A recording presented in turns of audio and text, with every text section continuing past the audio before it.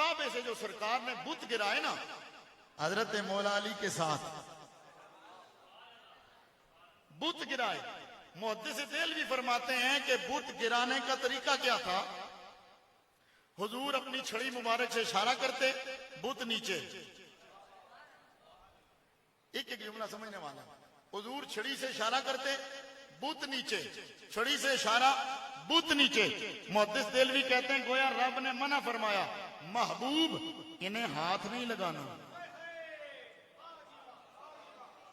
ان بتوں کو محبوب ہاتھ نہیں لگانا۔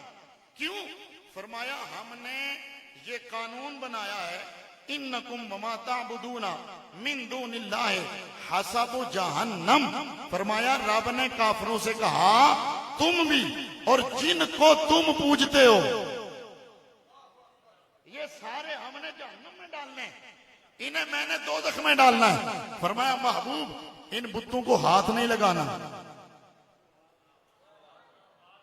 جو نہیں سمجھ رہے کوئی مسئلہ نہیں، لیکن جو سمجھ رہے ہیں وہ توجہ کریں۔ محبوب ان بتوں کو ہاتھ نہیں لگانا۔ فرمایا کیوں؟ فرمایا اس لیے کہ میں نے انہیں ڈالنا ہے جہنم میں، لیکن جب بتوں کو تیرا ہاتھ مس کر جائے گا، جب بتوں کے ساتھ تیرا ہاتھ لگ جائے گا، محبوب ہاتھ تیرا لگاؤ جہنم کی آگ جلائے گی کیسے؟ اسی کے ساتھ آگے محدث دہلوی نے ایک اور روایت نقل فرمائی ہے مدارج النبوہ کے اندر، اس کو عرض کر کے میں نتیجہ دے کے آگے بڑھنا چاہتا ہوں۔ محدث دہلوی فرماتے ہیں سرکار ایک دن آئے حضرت سیدہ طیبہ طاہرہ حضرت سیدہ زہرا پاک کے گھر میں۔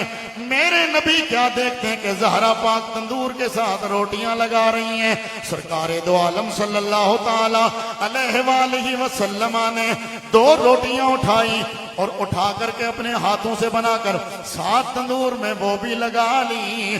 بڑی دیر گزر گئی، ساری روٹیاں پک گئیں۔ سیدہ روٹیاں لے کر کے انہیں سنبھال کر کے اندر لے گئیں، لیکن وقت گزرتا جا رہا ہے، روٹیوں کے جو سرکار نے اپنے ہاتھوں سے لگائی تھی آگ کا اثر ہو ہی نہیں رہا۔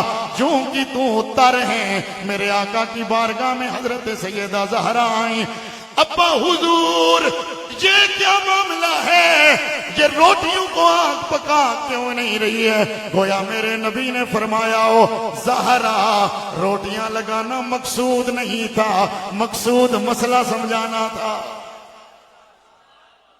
مقصود تو مسئلہ سمجھانا تھا۔ کیا مسئلہ ہے؟ فرمایا یہ تو اب کی بات ہے، یہ اگر قیامت تک لگی رہیں، قیامت تک بھی لگی رہیں، آگ ان کے قریب آ کر کے ان کو جلا نہیں سکے گی۔ کیوں؟ اس لیے کہ ان کے ساتھ میرا ہاتھ مس ہو گیا ہے۔ محدث دہلوی فرماتے ہیں رب تعالیٰ نے فرمایا بتوں کو ہاتھ نہیں لگانا، اگر تیرا ہاتھ لگ گیا انہیں جہنم کی آگ نہیں جلائے گی۔